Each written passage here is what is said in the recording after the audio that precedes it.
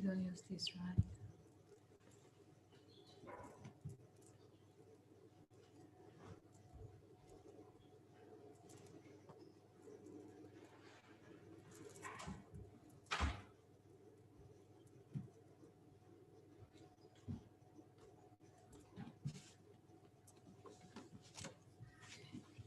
Thank you.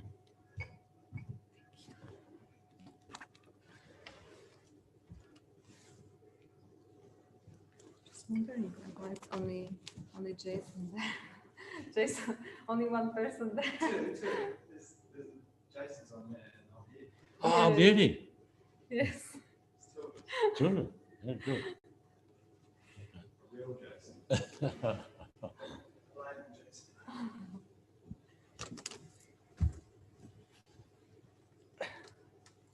It's interesting. Usually there's few people, but I'm not sure.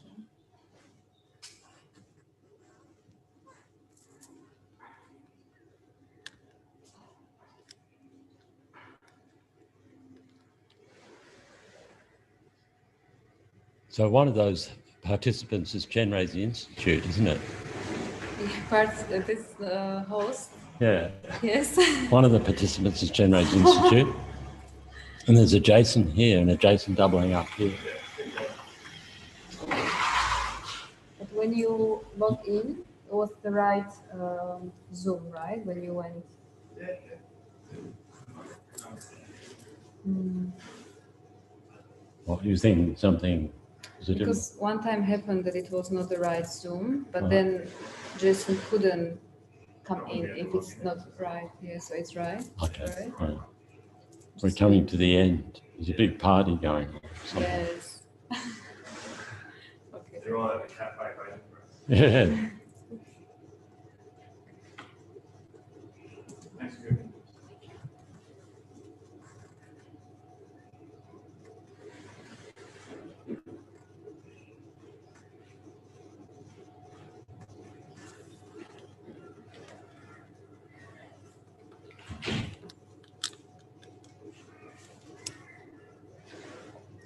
Yeah, there's a session on now. When do you finish? 10. 10:30? No, 10. There's a break between 10 and 10:30. The teaching's on at 10:30. We do meditation 9 to 9:30. Yep. Half-hour window. Yep. And then at 10:30. Did I say that right? This is fabulous. Yeah. Doing all the buildings. Right. Okay. Getting yours. Yes. Okay. So is it okay to come back in half hour? Yeah, half an hour. Yeah. Yeah. All right. I was suspecting that would happen. But it's better it happens here now than halfway through. Not that it really matters now. Yeah, that's true. That's true. All right.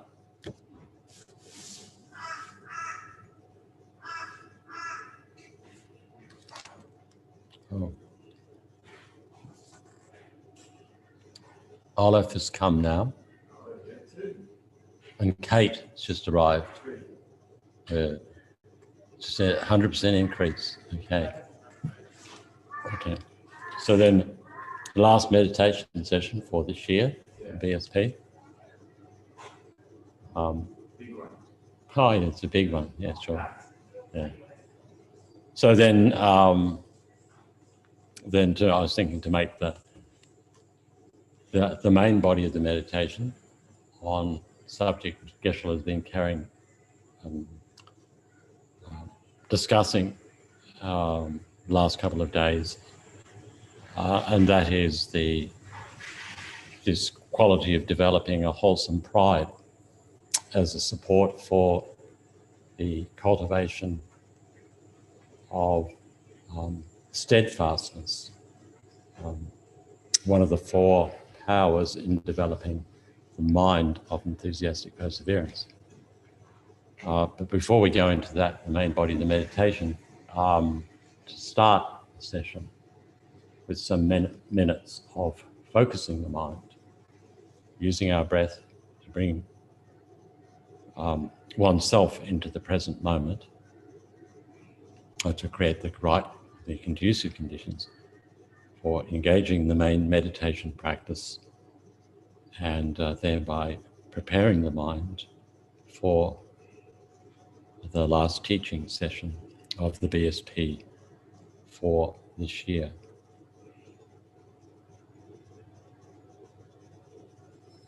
So then, as previous times when I've led this session, is to employ a technique of focusing the mind. And if you already have one that you have as the basis of your practice, then to engage in that method. Otherwise,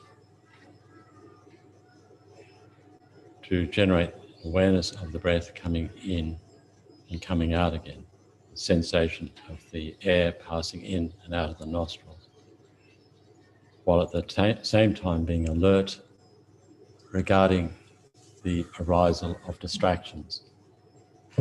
The distractions which might be in terms of the mental phenomena of memories from the past, plans for the future,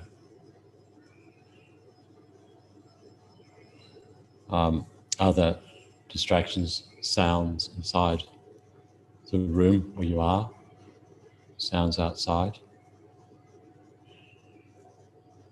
and then whatever other distractions may arise, just to be aware of their arisal, to be alert to the arisal of these distractions, and not to be swept up by them, but nor at the same time try to crush them, or to drive them away, or to become upset by them. Our mind has a tendency to wander away, and this is how it is for us as ordinary beings. So here, just to note whatever arises, and then to make it our business to bring the mind back to the focus on the breath. And so then just continuing like this for the first part of the session.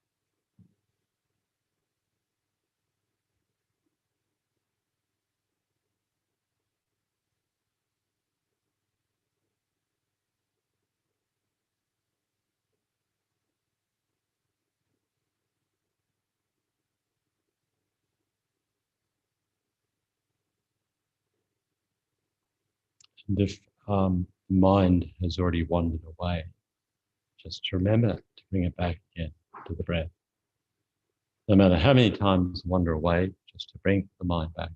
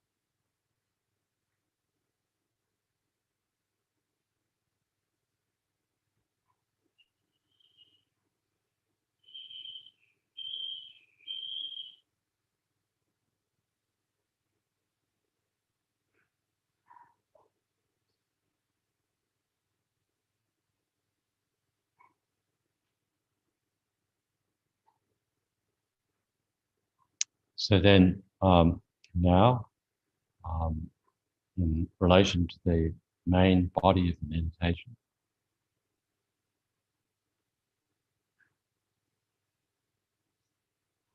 this being on focusing on the quality of pride, this wholesome quality of pride that Geshe-la has been discussing. An important factor in the development of steadfastness, one of the four forces or one of the four powers important in developing the perfection of enthusiastic perseverance.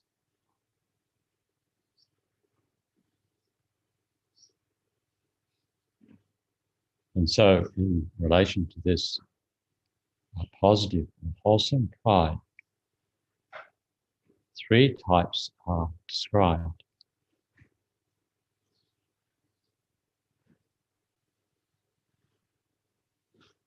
Firstly, the pride of action. And then secondly, the pride of ability.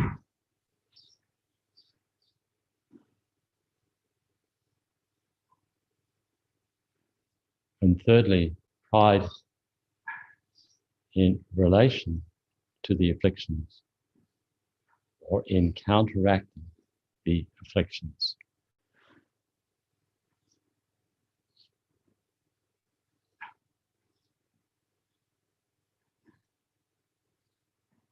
So firstly, we need to be clear here about the difference between pride, which is one of the root afflictions, and the pride that we're talking about here as the support for the development of steadfastness, which in turn is important for the development of enthusiastic perseverance. So then pride, which is an affliction, arises on the basis of ignorance.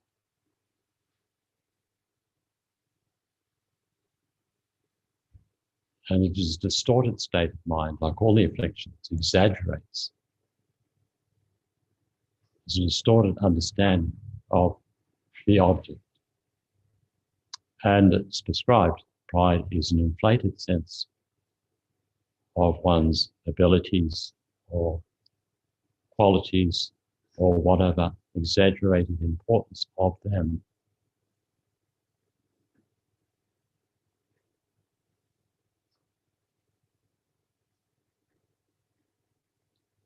Arising very much on the basis of attachment to one's abilities or capacities or appearance or whatever in relation to oneself. Pride here, deluded pride, it's all got to do with one's own importance, in relation to self-cherishing and self-grasping, ignorance. Very much about me, fixated on oneself and one's own happiness.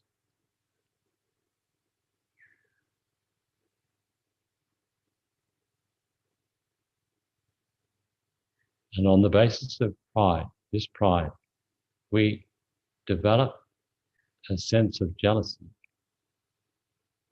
towards others who may be or have better attributes or qualities or abilities than we do. Further deluded state of mind arises on the basis of this jealousy, comes from that pride. And then competitiveness, antagonistic competitiveness towards those who we see as equal to us in some capacity or ability. And then the tendency to develop contempt towards those who are less capable, less qualified, able, or whatever it is that we have pride in. And on the basis of these states of mind, we create negative karma. For the mind of pride,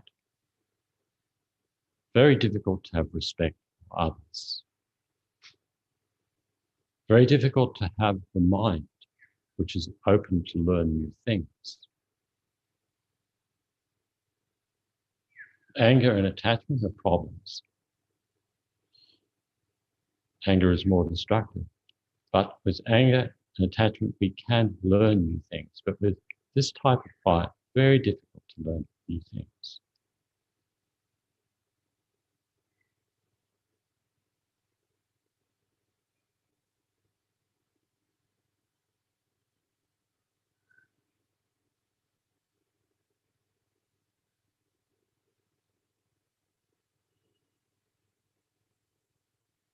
So it's important to see how this functions within our own mind and understand how it causes problems for us. And also we may be able to see it in relation to other people who have this quality of pride. And see how develop the conviction, very clear conviction, that this is a state of mind that we need to eradicate.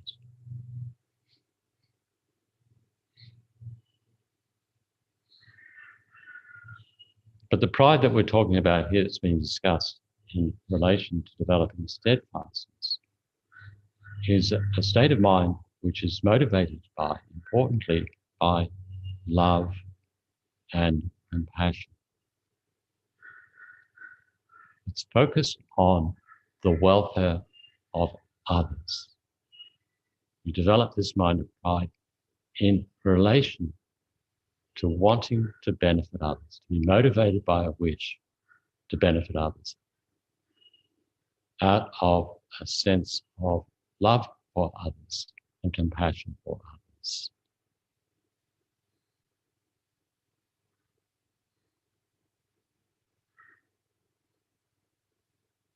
So this is not a deluded state of mind. It arises appropriately because love and compassion are appropriate states of mind. When we see our connectedness with others, it's appropriate to generate the mind of love and compassion for others.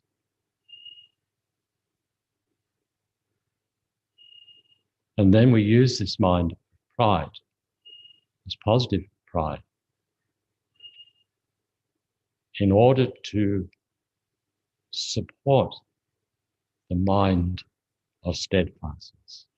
In turn, mind of steadfastness, which in turn leads to the cultivation of enthusiastic perseverance.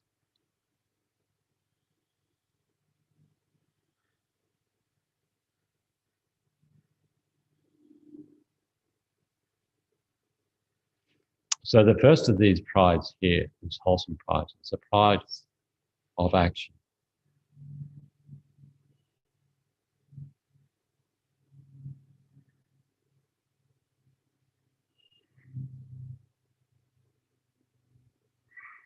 And this is said to be characterized by the attitude that says, I myself must take responsibility to be of benefit to others.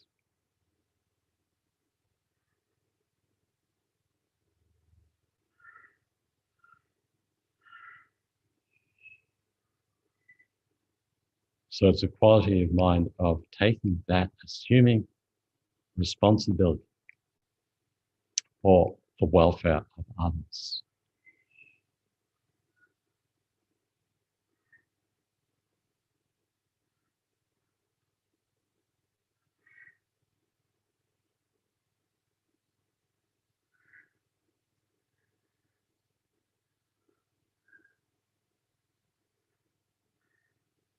So when we really working with this, we're shaping our personality. We're working to transform our mind in a positive way of being a person that's assuming or taking, accepting responsibility for others. I myself must take responsibility.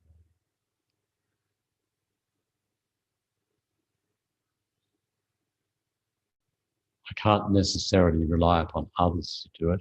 I have the responsibility to do it.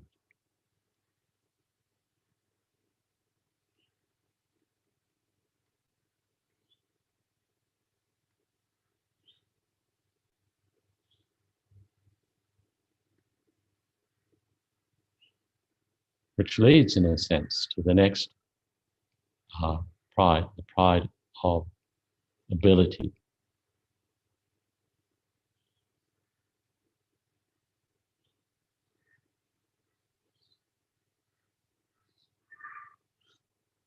Recognizing, particularly, we have Buddha nature.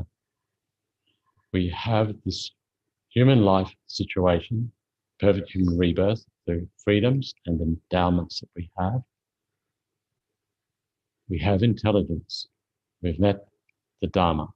We've met the teachings. We've met the teachers. We have the inclination to practice.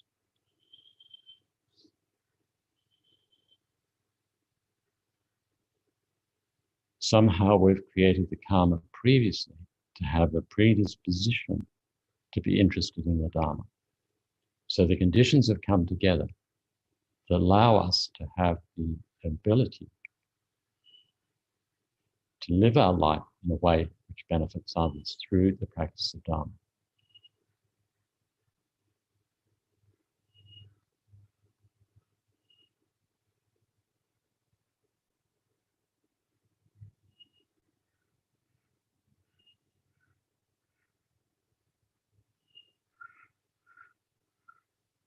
And so here we look, we can see actually there are many people who, for whatever reasons, the conditions have not come together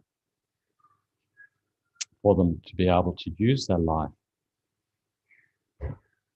in engaging in strong Dharma practice.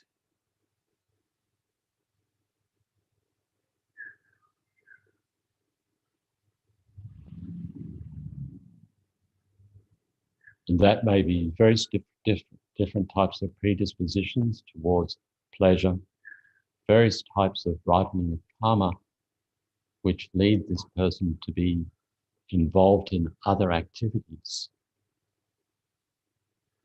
And very often other activities which create more problems for themselves.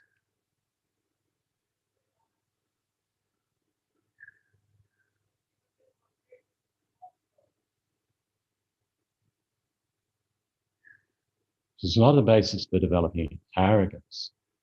It's more a basis because we don't have respect for others. And whatever capacities we have arisen in dependence upon others anyway. But here that type of pride ability is to recognize, is to discern the fortunate circumstances we have, allowing us for the ability to have the ability to be of benefit.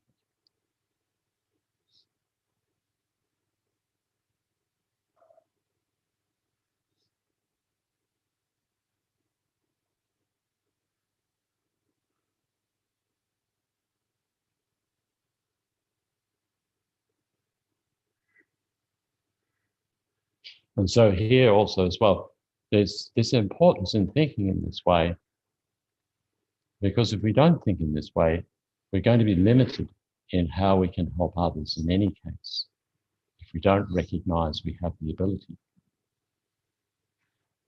We may be very humble, but if we don't recognize we have the ability, are we going to apply ourselves?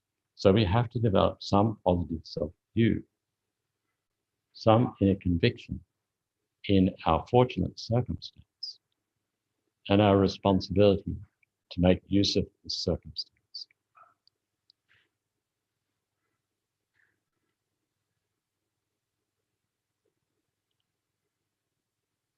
And also someone in our mind stream previously has created the causes for us to have the human life that we have and have the connectedness with the Dharma, the centers, and to receive teachings and so on. It's all as a result of activities, previous lives, and also in dependence upon actions done in relation to other beings. So we now have this responsibility, given that we have this ability to use our life in a positive way, to do that, exactly that.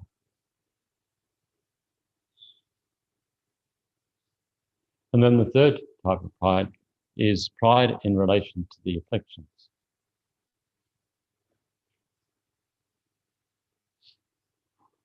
And that means that we recognize very clearly that the real enemy, the real problem maker is not external, but is in fact the afflictions, ignorance, attachment, hatred, arrogant pride, so on, jealousy, all the rest.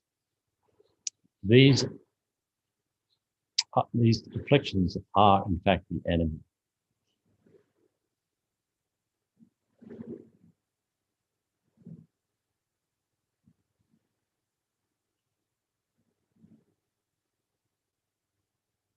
So the external enemy may in fact be responsible, as a result of an external enemy, this external enemy may kill us, take our life.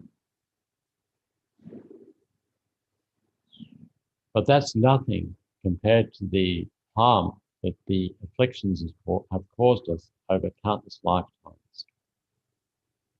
They've caused us, due to attachment, anger, we've killed beings in the past. And as a result of that, we've experienced the karma of being killed many times over.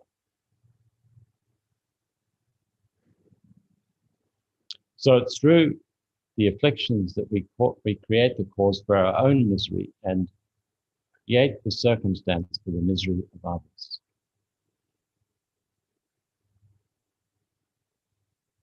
So therefore, this pride is this pride like lion-like pride, courageous pride.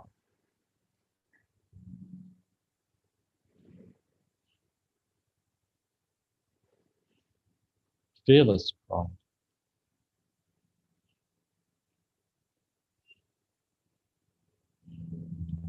And as so often they talk about the Buddhas being conquerors, subduers, and so on, because why? Because they've accomplished the path by pacifying the afflictions. So it's necessary in terms of that language being conqueror indicates the importance of developing this courageous mind, determined to subdue the afflictions.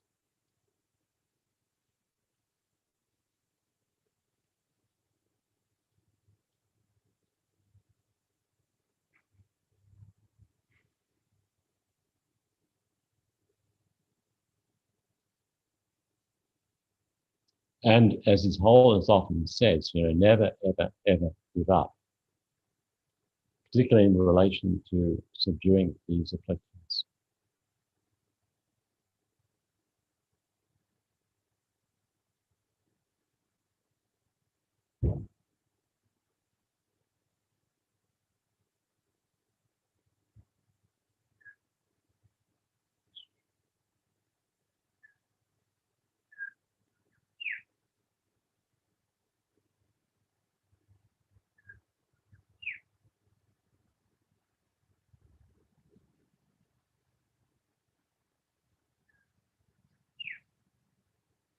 So then, just in conclusion, of course, we become Buddhist and we establish an attitude of non-harmfulness. So Buddhist, then we become Buddhist, then we establish that as a personal value of not harming others and benefiting others where we can. But that doesn't mean to say that we don't apply effort. And very clearly here, we can see, if we look at those three types of pride and really meditate and reflect on them and see how they make sense. And if we're able to acquaint our mind more and more with that, we can allow them to infiltrate into our mind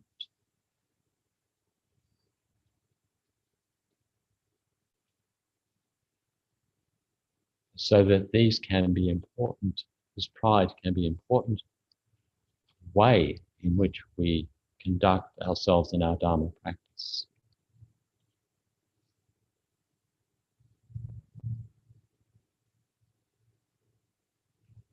And then, of course, through that, we'll be able to accomplish the benefit of oneself and others.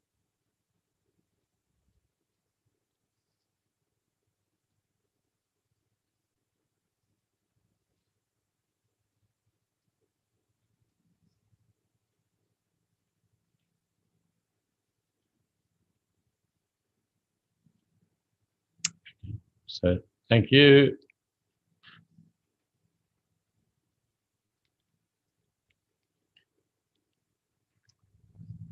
Have a good Christmas. Okay.